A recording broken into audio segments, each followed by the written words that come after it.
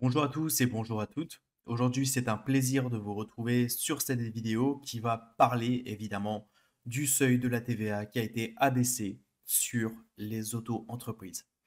Je vais vous lire un petit article du Capital, du moins une partie. Ça a été rédigé par Charlotte Rousset et par la suite, je donnerai mon cas et je vais vous donner exactement le coût d'un carburateur que je restaure en comparaison avec un produit acheté en Chine et vous expliquer que c'est totalement destructeur pour mon auto-entreprise et qu'il va falloir que je réfléchisse à comment je vais pouvoir être rentable.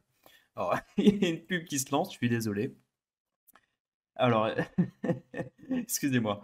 Alors, le petit titre, c'est Auto-entrepreneur avec le nouveau seuil de la TVA. Avez-vous intérêt à changer de statut? C'est-à-dire, avez-vous intérêt de vous faire encore plus taxer? Donc, effectivement, douche froide pour les auto-entrepreneurs. Dès le 1er mars 2025, le seuil d'exemption de TVA qui leur est réservé sera drastiquement abaissé à 25 000 euros de chiffre d'affaires. Quel que soit le secteur d'activité, une réforme imposée après le recours à l'article 49.3 de la Constitution pour faire adopter le budget 2025 par François Bayrou lundi 3 février. Qui fait grincer les dents les micros-entrepreneurs français? Je sais pas lire, je suis désolé. J'ai juste hâte en fait de vous balancer ce qui se passe dans ma vie et c'est catastrophique. Ces derniers bénéficient en effet d'un régime dérogatoire leur permettant de ne pas facturer la TVA à leurs clients, un atout non négligeable face aux entreprises assujetties. Donc bon, là, il parle effectivement, il y a beaucoup de risques de voir la rentabilité s'effriter, on va en revenir par la suite, déplore Baptiste Achard, fondateur de Staffme. Donc c'est une plateforme de freelance, après ça c'est un autre sujet, mais même si c'est un peu de l'exploitation, je trouve, mais ça c'est un autre sujet. Et alors finalement, moi je vais vous donner ma situation. C'est-à-dire que j'ai une auto-entreprise dans les carburateurs. Et donc, pour vous faire simple, qu'est-ce que c'est un carburateur en moins de 30 secondes? C'est une pièce mécanique qui est rattachée à des anciens moteurs des années début 1900 jusqu'à 1995 à peu près, et qui permet de gérer l'air et l'essence pour un moteur essence. Voilà. Et donc ça permet d'envoyer de l'essence, de faire la régulation et ainsi de faire une combustion et donc de faire en sorte qu'un moteur tourne. Et donc aujourd'hui, c'est des systèmes d'injection et il faut savoir une chose, c'est que les carburateurs ont fini par couler déjà par rapport aux normes donc de critères, de ce qui est devenu aujourd'hui les vignettes de critères, les vignettes de ZFE, ainsi que les fameuses normes Euro 1, Euro 2, Euro 3. La norme Euro 1, par exemple, c'était catalyseur plus système d'injection et le carburateur était abandonné.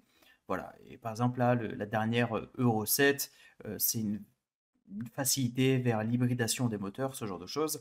Et donc, ça emmène à évidemment à avoir une avancée technologique à chaque nouvelle norme. Et c'est une bonne chose d'une certaine manière. Mais le problème qu'on a eu dans les années 90, c'est qu'en France, on avait deux marques reconnues pour les carburateurs. En tout cas, je vais parler des marques les plus connues parce qu'après les autres, c'est pas qu'on s'en fout, mais ça n'a pas d'importance et ça parlera au plus grand nombre.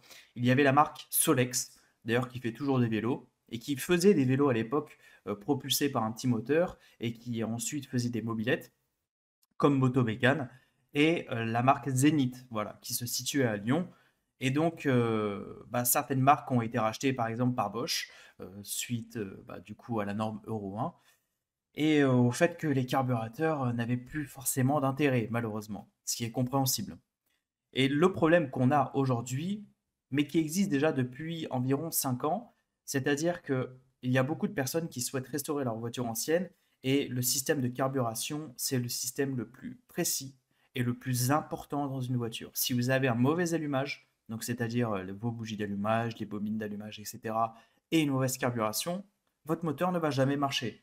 Vous n'aurez pas les performances, vous allez consommer plus et surtout vous allez polluer plus. Et là, c'est là que le sujet est très intéressant, c'est que ça parle quelque part d'écologie. Finalement, moi, mon rôle dans cette histoire, c'est que je suis passionné de voitures anciennes et je me suis rendu compte qu'il y avait plus qu'un marché, il y avait une demande, il y avait une crise en fait, réellement une crise en termes de carburation, parce qu'il faut savoir que là, je vais vous montrer, par exemple sur Internet, donc sur AliExpress, on peut retrouver des kits de carburateurs pour 4L, 4S, Solex 3210. De manière générale, ça se monte sur un peu tout. C'est-à-dire que ça se monte sur de la 4L, ça monte sur de la Super 5, et avec un peu du bidouillage, ça peut monter par exemple sur des Renault Beat, des Renault 10. Ça, c'est la petite fixation pour le câble d'accélérateur. Et donc, en fait, si vous voulez, le problème que j'ai avec ces carburateurs et qui a fait que j'ai lancé mon auto-entreprise dans ce domaine-là, c'est que c'est des pièces de très mauvaise qualité, de très mauvaise facture. Les filetages, donc les filetages, c'est ces petits trous, vous voyez, avec, si vous voulez, un moyen de mettre une vis et de la visser, ça s'appelle un filetage. Ou le papillon, donc là, quand vous accélérez, par exemple, ça va tirer vers la gauche tout le mécanisme et ça va ouvrir le papillon pour que l'air rentre avec l'essence qui se trouve ici. Eh bien, le problème, c'est que tous ces petits mécanismes qui font que le carburateur fonctionne ont besoin d'être vraiment précis. Mais vous imaginez pas. Il suffit qu'il y ait peut-être un dixième d'ouverture avec par exemple une mauvaise coulure dans l'usinage. Vous allez avoir une prise d'air et ça va fausser complètement votre réglage du carburateur et votre voiture va tourner très mal. Et donc, moi, le problème que j'ai avec ces carburateurs-là, c'est que l'usinage est très mal fait.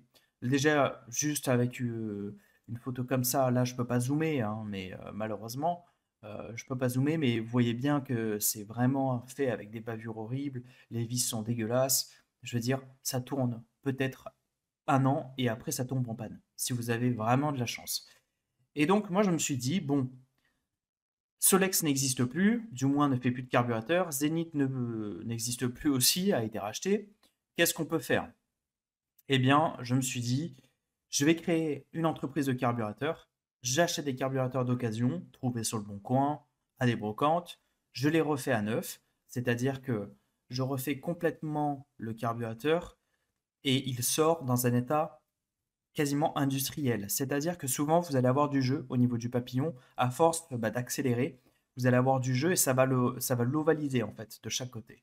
Eh bien, moi, je fais un usinage. Donc, j'ai une perceuse à colonne. Je perce plus gros, je mets une bague et après, je remets justement ce fameux axe avec le papillon pour qu'il n'y ait plus de fuite d'air. Pareil, par exemple, pour la planitude, là, je vais essayer de vous trouver une photo qui pourrait correspondre. Voilà, là, en fait, vous avez directement le collecteur d'admission qui se pose ici. Donc, l'air, elle arrive ici, elle descend avec l'essence et elle descend là au niveau du moteur. Et donc, il faut que ça soit parfaitement plat. Et donc, du coup, évidemment, il faut soit la faire passer au marbre ou soit la faire passer au touré pour que ça soit parfaitement plat ou la poncer avec quelque chose de parfaitement plat comme une vitre, par exemple. Et donc, maintenant, on va comparer. Hop. Il faut savoir qu'un carburateur d'occasion, je le paye environ 60 euros. Là, je prends le modèle qui pourrait correspondre, en tout cas, qui est la version adaptable de celui-ci. C'est un Solex 32 Dista pour les connaisseurs. Il coûte 60 euros d'occasion. Donc, il faut le refaire. Il faut refaire les joints, voir s'il y a du jeu ou pas. La pochette coûte 30 euros. On arrive déjà à 90 euros. Donc, quasiment le prix, hein, sans compter la main-d'œuvre. On a 10 à 15 euros de fourniture. Donc, ce qui fait concrètement qu'on tourne à 105, 110 euros pour que le carbus soit fait. C'est-à-dire que là, c'est brut, sans la main-d'œuvre. Et avec la main-d'œuvre, je mets 80 euros. Donc, ce qui fait 190 euros pour moi.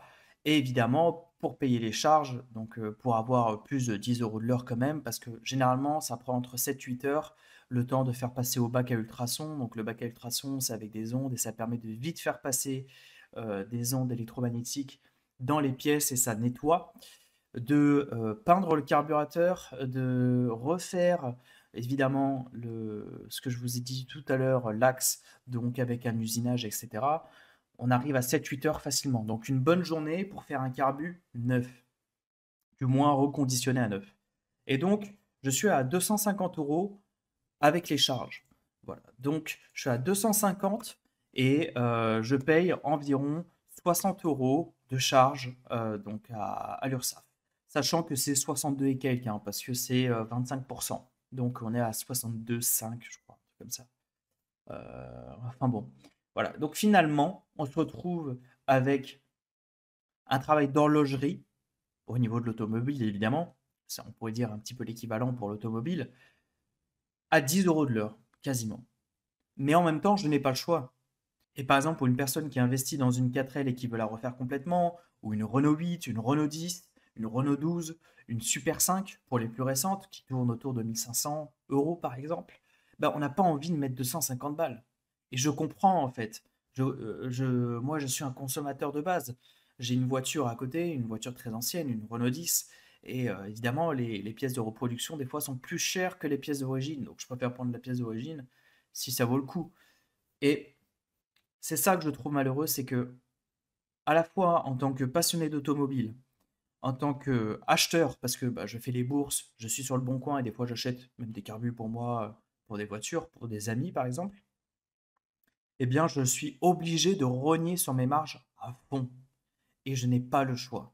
Parce que si je ne le fais pas, et les gens, ben, en fait, ils achètent avec 120, 130 € de moins, selon le prix du carburateur. Un carburateur, entre guillemets, neuf est fait de manière aléatoire. Voilà, moi je suis dans une situation où effectivement, ben, je vais devoir peut-être réfléchir à comment rebondir sur l'avenir. C'est assez malheureux, mais en même temps, j'ai pas le choix. Et c'est quelque chose qui me passionne. Et c'est ça que je reproche déjà au budget de Bayrou qui fait passer en 49.3. Bon, parce que le mec a un peu, il en a un peu rien à foutre, quoi. Enfin, faut le dire, le mec, à un moment donné, il en est arrivé à un état où il en a un peu rien à claquer. Bah, il en a rien à claquer à la fois pour le budget, mais aussi pour les personnes qui travaillent. Et les petits auto-entrepreneurs qui souhaitent peut-être créer une grosse entreprise plus tard, bah, devront soit changer leur statut d'auto-entreprise, payer plus de charges, donc augmenter leurs cotisations indirectement. Et évidemment, bah, si tu augmentes tes cotisations et tes charges, enfin, de manière générale, tes charges cotisations, tu vas devoir résulter à augmenter le prix de ton produit, parce que sinon ta marge baisse. À part si tu es un homme charitable et que tu as des milliards sur le compte. Mais bon, dans ce cas-là, qu'est-ce que tu fais avec une PME ou une auto-entreprise?